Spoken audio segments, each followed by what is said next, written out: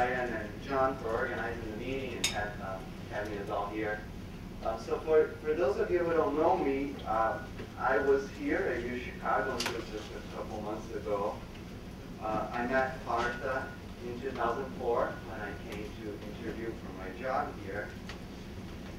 And so I was very lucky to have him as a colleague for many years, and I'm very thankful for that. The first day I met Partha, he took me to lunch at Medici, and we talked about various things, including using grammars for image analysis. And I continued to work on this on and off for many years, and we had many great discussions about it, so I'm glad I can talk about it now. So this is joint work with Russ Gershik, who's a PhD student here at Chicago, and David McAllister. So the problem that I'm interested in here is detecting objects in images, and in particular, detecting object categories. Can you guys still hear me back there? Okay, good. So not detecting a specific object, but more like what Tommy was talking about, detecting object categories like people, cars, trees, and so on. We're interested in detecting, not just recognizing objects that are isolated in a simple image, but detecting objects in complex pictures like this. So I'm going to talk about a particular framework that uses grammars for modeling objects. And we build on a class of models that we call deformable part models. But let me just start by just motivating some of the issues. I think the challenge in object detection is to be able to detect objects from categories that and to handle the fact that objects in these categories can vary greatly in appearance.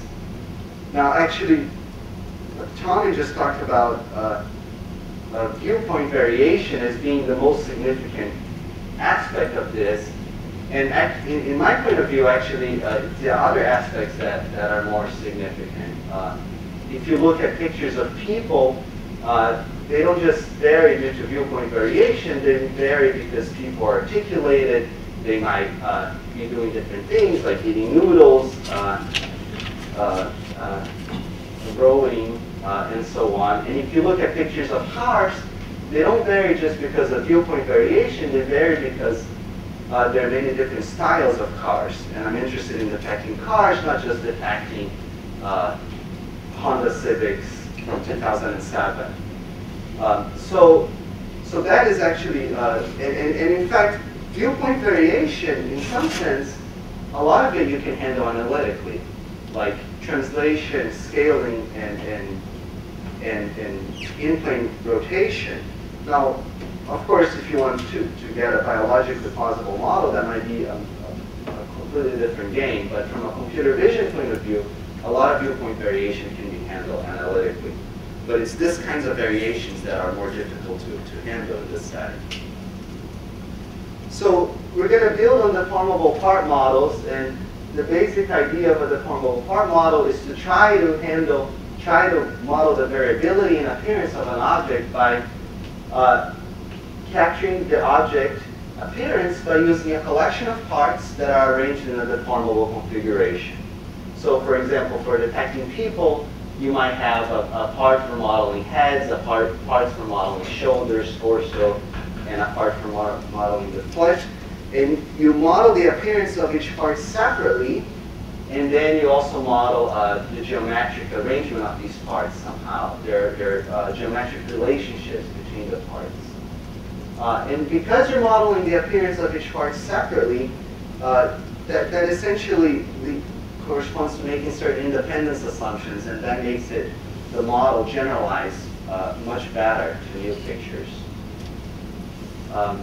Now, of course, you can't model a whole category like bicycles using a single two-dimensional deformable part model. And for something like bicycles, you might have a different model for sideways views and for frontal views of bicycles. And so you can have mixtures of deformable part models to handle more significant variation. And this approach has taken us a long way, but I would claim that it can't take us all the way. If you look at the current state of the art in object detection, it's using deformable part models like this, but I think we really have to move on from that, and let me try to articulate that. So one issue that I think is really important is that if you look at an object category like people, deformation only captures one type of variation that you see, and very importantly, there's a lot of structural variation in different pictures of people. So here's a simple illustration of that. Different people. Some people are wearing shoes, some have barefoot, some people are wearing pants, and some are wearing skirts, some have hats, and some don't have hats. And I would claim that you can't use a deformable model to model all these people. In particular, you couldn't deform one of these people into another, because if you deform somebody with a hat into somebody without a hat, along the way you get a picture that doesn't make sense as a picture of a person. This is similar to trying, this also speaks to using manifold learning techniques. Basically, if you look at the set of images of people, they're not going to form one connected manifold, because you can't, there's no path between every pair of these. So you have to think about these as multiple, a union of manifolds. And that kind of corresponds to saying, let's use a mixture of deformable models. But the problem is that if you think about each of these structural variations here as living in a different manifold, as belonging to a different mixture of components, there's just too many of them. A person can have shoes or not, they can have hats or not, they can wear skirts or pants, and so on. So if a particular person is going to give a combination of these choices, and there's just too many combined choices. And if you look at this picture, I guess the idea here is that you might never have seen a little boy wearing that type of hat and that type of glasses, but you have no problem putting this together as a person. So this really leads, I think, very nicely to the motivation for compositional models.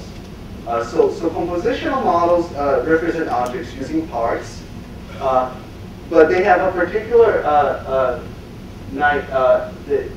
they're very good at representing objects with variable structures. So here's some of the ideas that we'd like to capture. Some of the parts in the object should be optional, like a person could have a hat or not. There should be subtypes or mixtures, not just at the object level, but also at the part level. A person can be smiling or frowning. A person could have skirt or pants.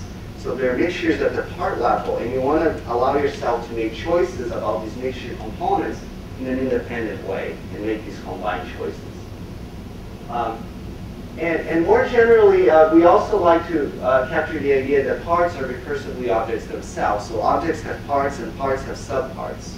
People have faces, faces have eyes, eyes have subparts, and so on. And this, I'm not the first one to propose this by far.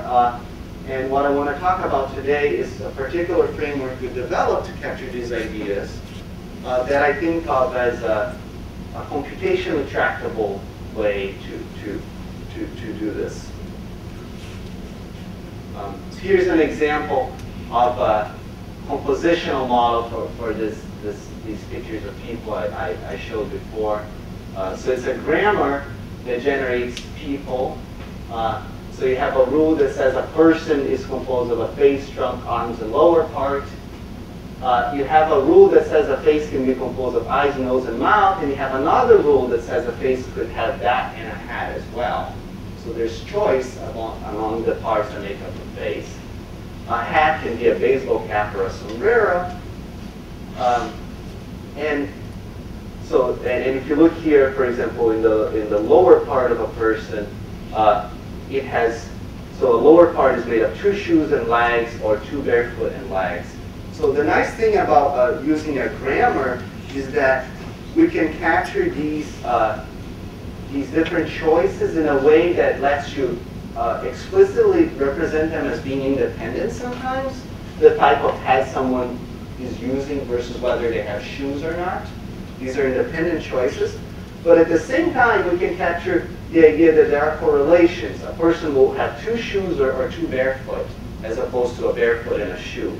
So the grammar is going to capture, what are grammatically meaningful compositions of parts in the sense of making a person. So this is just a caricature, of course.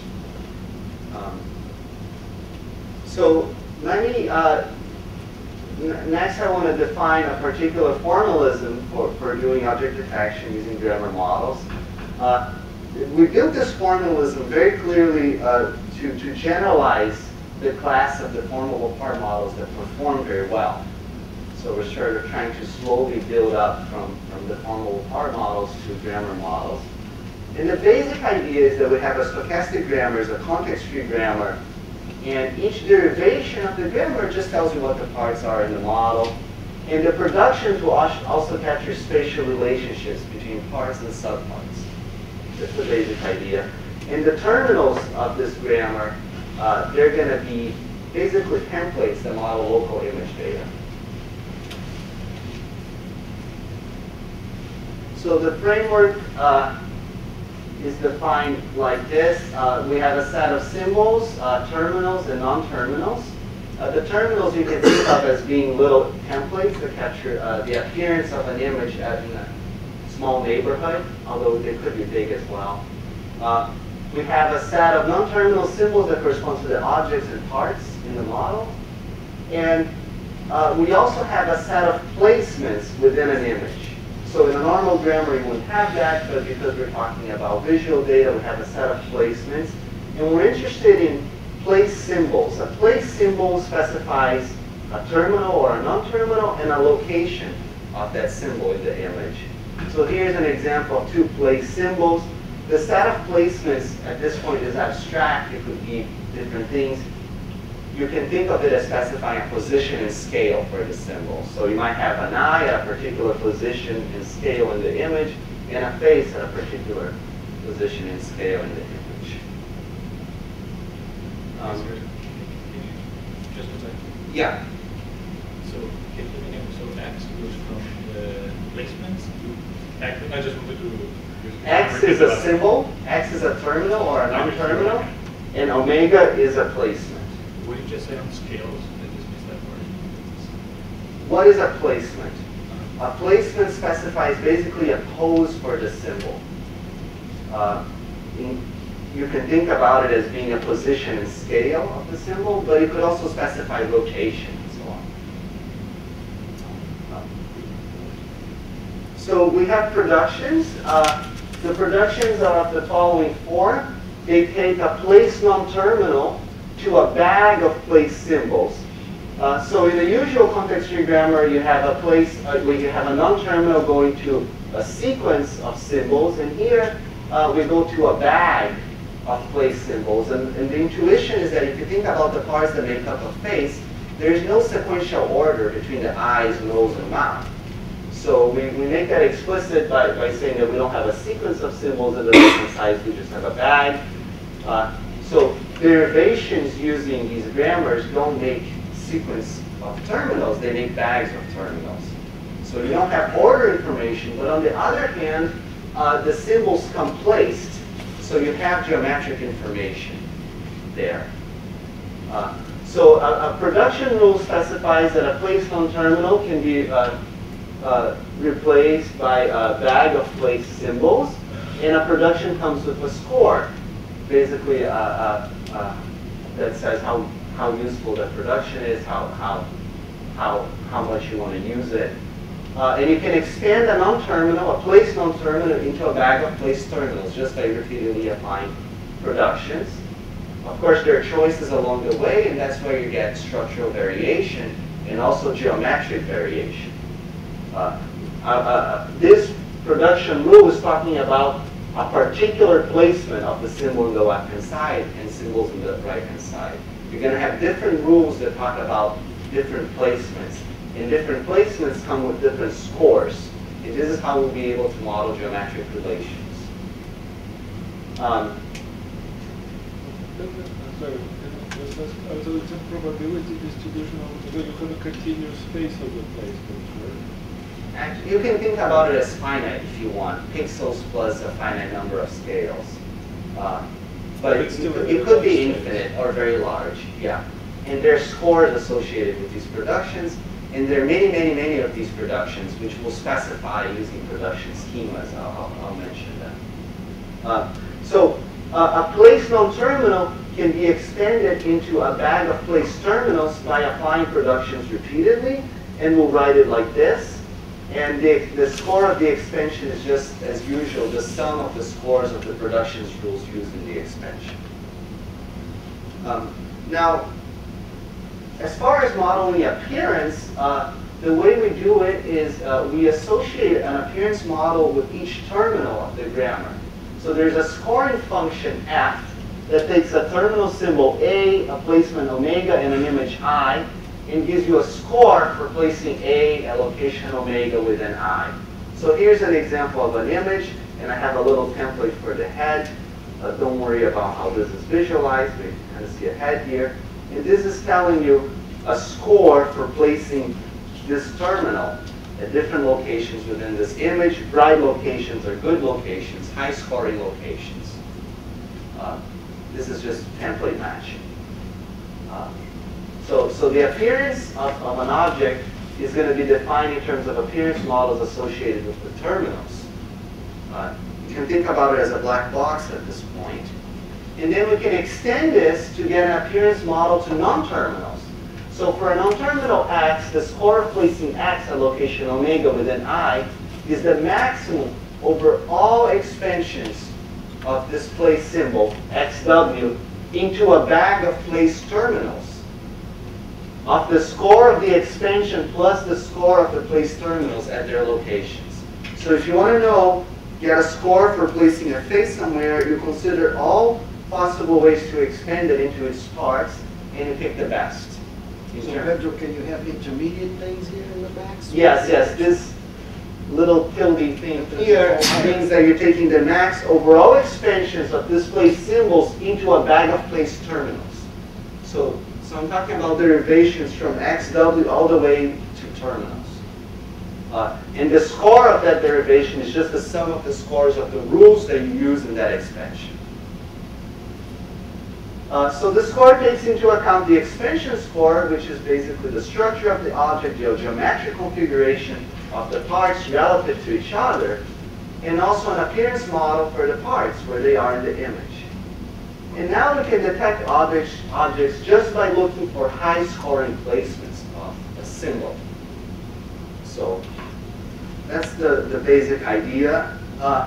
In practice, like I said, we have many rules. And we specify grammars using two different kinds of rule schemas. So a rule schema specifies a whole family of rules that depends on different placements. So a structure schema is of this form, and it specifies one production for every placement omega.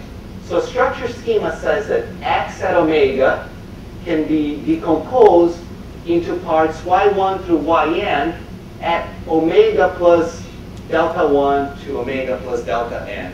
Think about these deltas as constants. They tell you where the parts y1 through yn should be relative to the location of x. And you get one of these for every location omega. And there's a score associated with the schema. This is just talking about a particular way to form x in terms of parts and where the parts should be, at least ideally. And then, of course, parts they're not always exactly at one location relative to each other. So we have deformation schemas. In a deformation schema, we have two variables, omega and delta. And it just says that x at omega can go to y at omega plus delta. But now for every delta. And there's a score that depends on delta. So this is how we introduce geometric variation. And the key here is that we only allow ourselves to write grammars using these two types of rules. And what that does is that it makes, for example, the deformations, the geometric variations, only look at two parts at a time. So for example, if you're not going to talk about a face and the parts that make up a face, you first have to say where the parts should be relative to the face, and then you can allow each part to move relative to their ideal location. But the cost of moving a part relative to the face depends only on the location of the part in the face and not on the other parts. This is an independence assumption. And it leads to efficient algorithms for computing scores for doing object detection. So here's an example of a face grammar. We have symbols, we have non-terminal space, I prime, mouth and mouth prime. I'll explain what these primes mean. And then we have terminal symbols that correspond to templates. We have a face template that models the face as a whole. We have an eye template, a smile template, and a frown template.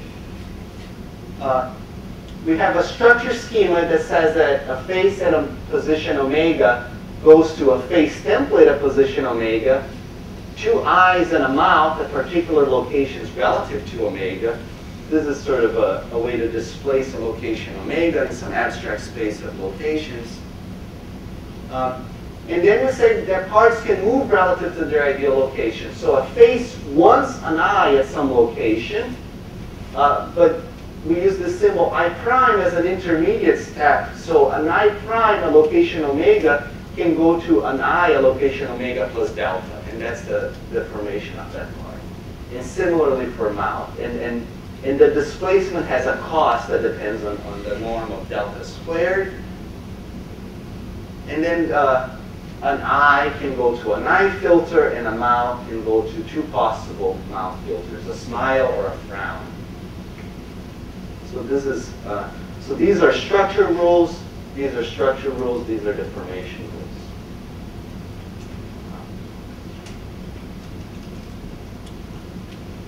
Learning. I won't say much about learning, but I'll just mention a couple things. So the score of a symbol x at location omega is the maximum over all derivations leading to a bag of terminals of the score of the derivation plus the score of the terminals at their location. We can rewrite this more abstractly just as a max over z, where z is now indexing over derivations, of the dot product between a weight vector w and a feature vector that depends on the image and the derivation z. So z is an extension of the place terminal x omega into a bag of terminals. W is a vector of model parameters, and it has a different parameter for the score of each structure schema. It has deformation parameters for each deformation schema, and it also has templates for each terminal. So this just gives you a simple way to write down the score of a placed symbol. And this is not a linear function, but it is the maximum of a bunch of linear functions if you think about this score as a function of W. We've developed some techniques to train functions of this form that we call latent SVM. And you get a usual SVM if you didn't have the max here, then you're just trying to train a linear function. But if you're training a function of this type, then you get a latent SVM. Let me show you a model we actually built using this framework. So this is a model for detecting people. The model models people as having 6 parts from top to bottom, sort of slabs along the body. The first one is the head and shoulders, and so on. The model explicitly captures the idea that you can see different amounts of a person, depending whether they're being occluded or not. we only model occlusion as sort of, you see the person from the top up to a point, so you see my whole body, or if I'm behind a podium, you see up to my chest somewhere. So an instantiation or a derivation of a person depends on it's going to have parts 1 through k. So maybe just part 1 or part 1 and 2, part 1, 2, and 3. And if k is less than 6, if you don't see the whole person, then the derivation also includes an occluder part, which is modeling whatever it is that's occluding the person. The parts can move relative to each other to allow for a geometric variation. The parts also have subtypes. So after you decide how much occlusion there is, and for the geometric variation, you pick between 2 possible subtypes for each part independently. And then parts also have subparts that are not shown here that model higher resolution image data and can move relative to each other. So the parts are themselves deformable models. And here are some detections of people using this model. So here's a detection that uses all parts, so there's no occlusion. And this is showing the location of the parts used in the derivation. And this is an illustration of sort of an aggregate template that's generated by placing each part of their locations. I'm not showing the subparts because it gets too messy. And here's some examples of detections of occluded people. So in these cases, we don't see the full person, and the model automatically detects that. And it turns out to be very helpful to have a model for whatever it is that occludes the person. Lets that, basically this occluder model competes with the rest of the person. And that's useful to decide on whether or not there's an occlusion. This is just to show you, this is what the grammar for this model looks like. So you can basically type in this grammar, and then we have, we use the latent SVM framework to learn the parameters of the grammar from training data. The training data specifies the location of different people using bounding boxes. So the training data does not specify derivation, so this leads to a training, sort of a semi-supervised learning problem. But the grammar was specified by hand. We type it in by hand. Do you have bounding box on the whole person or on the parts? Bounding box on the person. Yeah, we don't know where the parts are. Here's some other example detections using this model. So these are detections that detect the full person. These are detections of occluded people, where the model is finding good occlusions. And here's some examples of mistakes where the model doesn't detect occlusion correctly. And I'm only showing you one detection per image. There's obviously another person here, and we would get that as well, potentially. I'm just showing you the highest derivation of a person in each image here. But we have the highest score in derivation for every placement of the person symbol, so you can get multiple people. And I just, to give you an idea, I'm not sure how much I can express if you haven't thought about this problem very much here, but this is just showing an evolution of models. So this is illustrating a model that's just a single template for detecting people, and the average precision score on a particular data set for person detection task. And so what we've done over the years is move towards increasingly richer models. We went from single template models to part-based models, deformable part-based models, and you get a nice improvement in performance, to mixtures of deformable part-based models, mixtures with more components, and now at the level of grammars. And what we see is that there's this steady increase in performance as the models are getting richer. And a very interesting thing is that in this step from mixtures of the formable part-based models to these grammar models, the model got richer in some sense, but it actually should have less parameters at the same time. The model got richer in terms of its capacity just because it has certain more independence assumptions. What is AP? AP is average precision Measured on the Pascal data set, which is sort of the gold standard these days for object detection. So this is the highest scoring model in that data set. So are you building a bunch of models for different classes, or they're just a person model? I'm just showing you the person model. Yeah, you can do this for different classes as well. So average precision is just for people? Yeah, it's just average precision over different recall ranges. You get a precision for each recall. Yeah. Did you test it on other data set? There is this paper by Antonio Toranda showing that the best system on one data set perform typically quite badly on other ones.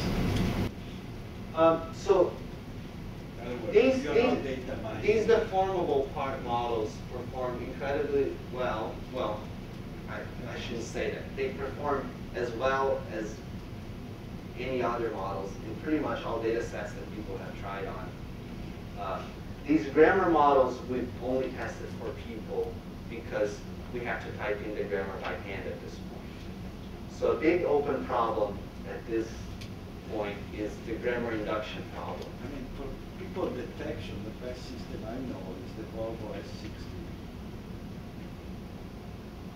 I assume this beats that, but I don't know. I doubt it. The Volvo, you can buy it. Yeah. Mobilized system. Yeah. One error every 10,000 hours of driving. So this You does have a very whole well. company hacking No, away at it. this What are does you very trying to well at argue? detecting pedestrians. This What are you does trying to very- argue, Tom? Huh? No, this- you have a multi-billion-dollar company hacking away at this problem for 20 years. No, and, it what are you trying to tell him? No, Is that no, the- it doesn't what matter. are you arguing about? No, that's fine, but you can ask them. And a lot of people in industry are actually using the formal part models at this point. Pedro, what causes you to use two here? What is the, why two subtypes? In this case, it's because they're mirror symmetrics.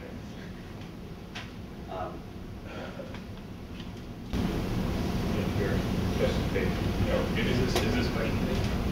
Yeah. Yes.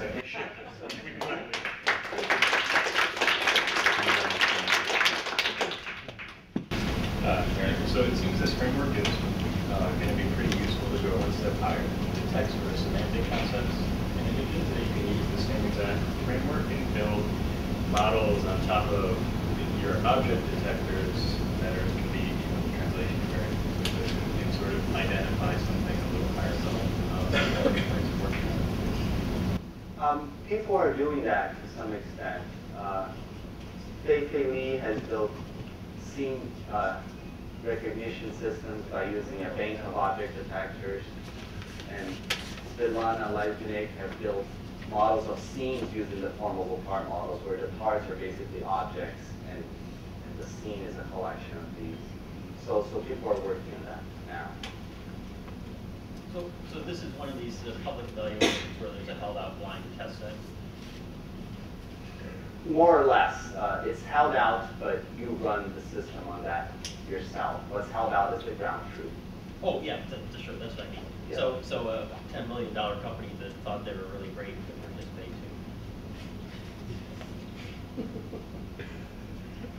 too. Yeah.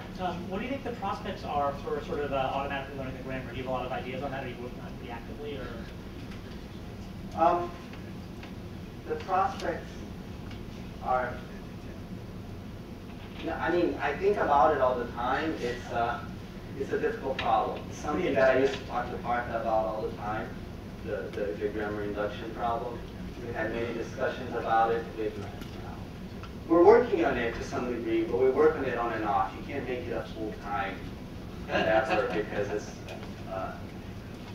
bullshit. Yeah. Yeah. One point and one question. The point is about the appearance versus complexity of, you know, exemplars in a category. I think the approach I described can deal with deformations. Can what? Can deal With deformations, yes. And I agree that from the point of view of computer vision, you know, invariance to define transformations is a solved problem. That does not necessarily mean that this is not a big problem for biology. Absolutely, yeah. The second is a question. Do you see a way for a system to learn all of this? You know, the grammar, everything. You know, it goes into the biological possibility. Could this kind of grammar be learned?